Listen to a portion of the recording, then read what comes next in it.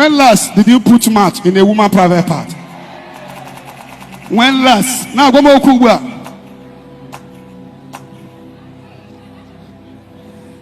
When you tear on a private part, yeah? Which state did she come from? Huh? Huh? Abia State, sir. Abia State.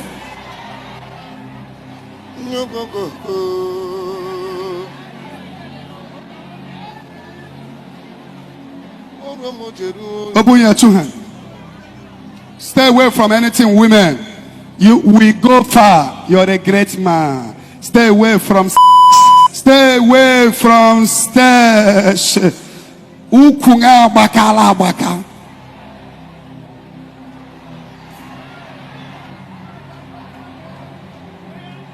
Be careful.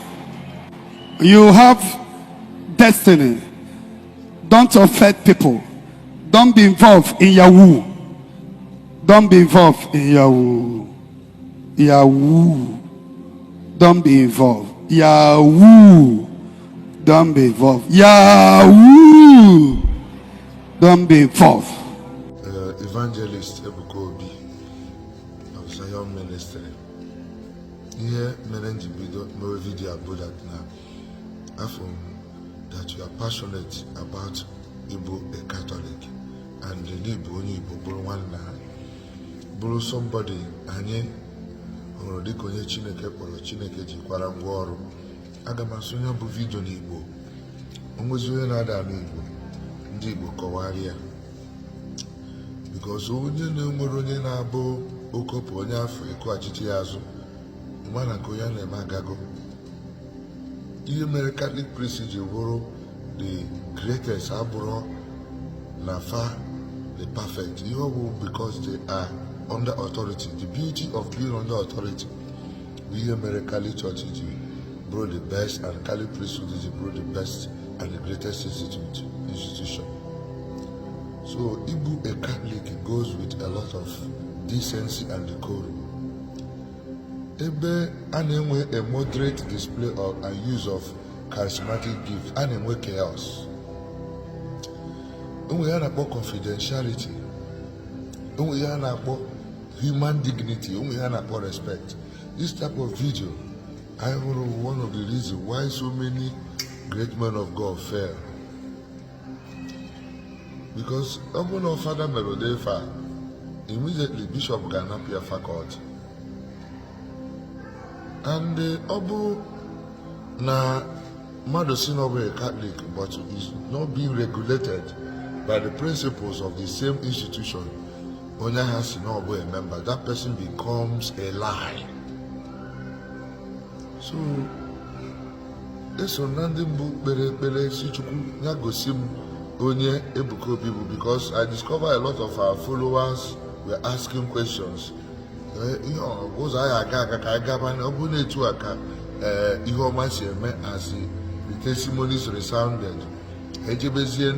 Father, I prayed that God showed me that Ebuka Obi is.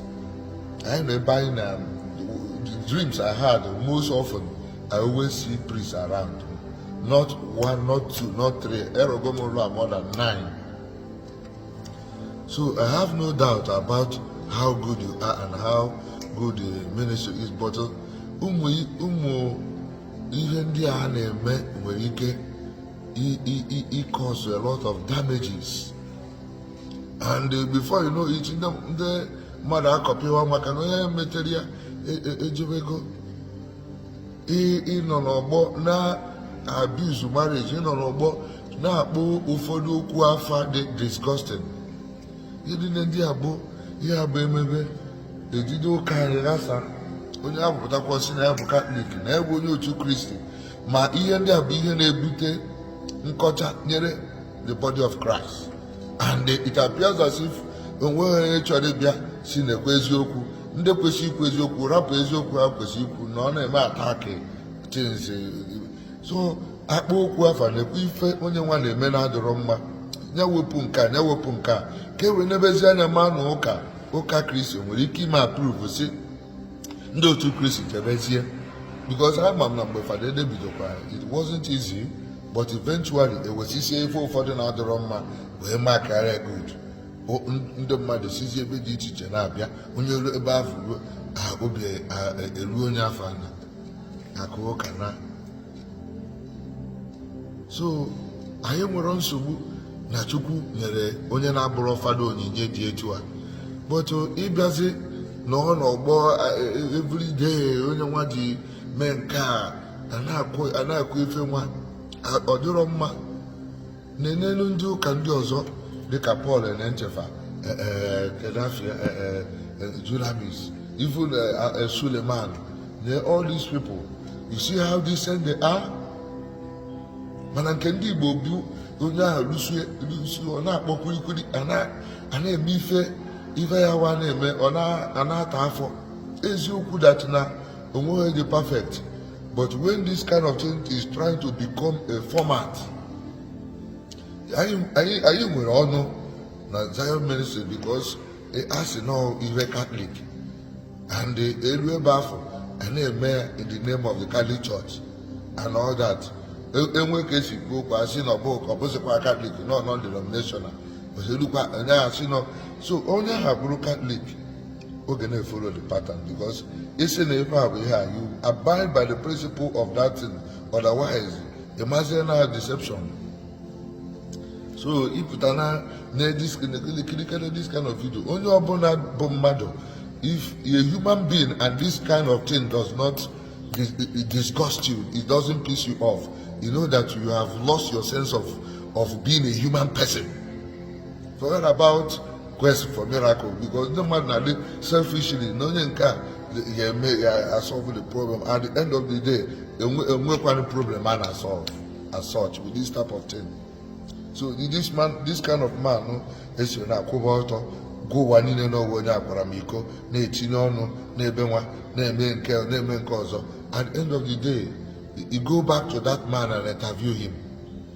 So if you car in the nearest future, a lot of Matthias,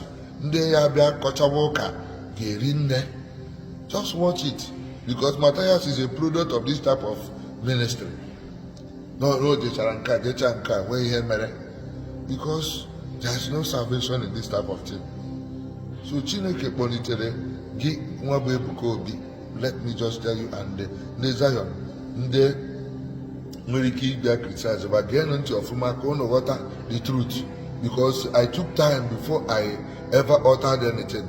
Ọ bonitere unu ka create a place where the gospel of Christ will be preached and Ebuka Obi taba afụfụ gaba through the crucifix of process Chukwu kwadogide ọ never eme etu before and anapụta na were ife dị serious na ama njakịrị people are laughing. Ajọ asị ya na na-ekwu eziokwu. This type of truth cannot produce any saint. This type of exposure ịba na ekwu eri can never make onye ọbụla chọrọ ikwu iko ka ọ hapụ ịkwa ya. It cannot deter anything. That's the truth. And ebe a na-ekwu Nigeria na crack people efusia ndị mmadụ arụrụ anaghị izicha na-achị and is an indirect motivation for those who wish to know ndị chọrọ ịnụ eziokwu. For those who know me, that's the type of thing. When the native doctors came on, I came on. Nke a na-agafesi ofe nye na ya chance I bịa online ịbịa kiri anyị na-afụ ka anyị ife dị mma ka anyị na-ekele Chukwu. Ọ bụrụ this type of disgusting contents jide ụmụ Igbo na-apịtọ imere nka nye ji mara ekwesu akiza onye nke mere nke onye nke Christ never did this type of thing and all that. So let us let this video get to our brother so that all the dress and some of these things. Nzukọ Kristi nwere ihe a na-akpọ sacramental confidentiality. Ejide onye nwa si na ya bụrụ fada na nke ni onye na-abụrụzi fada iburugodi pastor. The Catholic principles are fundamental principles of Christianity. You know how polished they are. Ọ bụrụ na ha agụkọ akwụkwọ No, akpụkpọ oku Chineke na-eme mmadụ onye ahụ achịkọnọta onwe ya achịkọnọta the type of care for the type of things si onye ahụ n'ọnụ na-apụta because onye juru n'ime obi mmadụ bụ ihe na-reflect what is the person speaks. Ọ bụrụ na onye ya adịka asọ everyday ọkpụ akwamiko n'ọnụ ọkpụ this nke everyday, that's not the measure of holiness. That's not the measure of holiness. Video eto n'aka so that people will hear. So let us guide against this type of thing, and let upcoming preachers never be motivated by this type of thing. Never be motivated by this type of prosperity. And one in the JJ put a billion. It does not make sense. Some of these things may piss off or make all those things matter of money now or this so messed up. So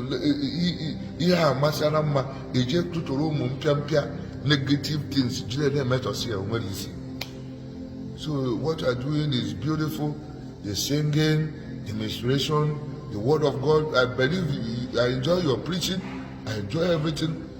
And even explicitly mentioning things that should not be, especially even a pastor promoting content that the children in Facebook is for both children and adults. I did from childhood to now in the mouth of a prophet, and he celebrated.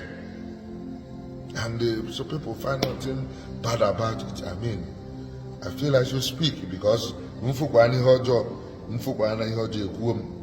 the one I do that is not good. I listen. I'm Christian. When on a Lagos ministry, they told me shut down, it's wrong. But eventually, I was the one who used my hand to close down the ministry and told people to go home.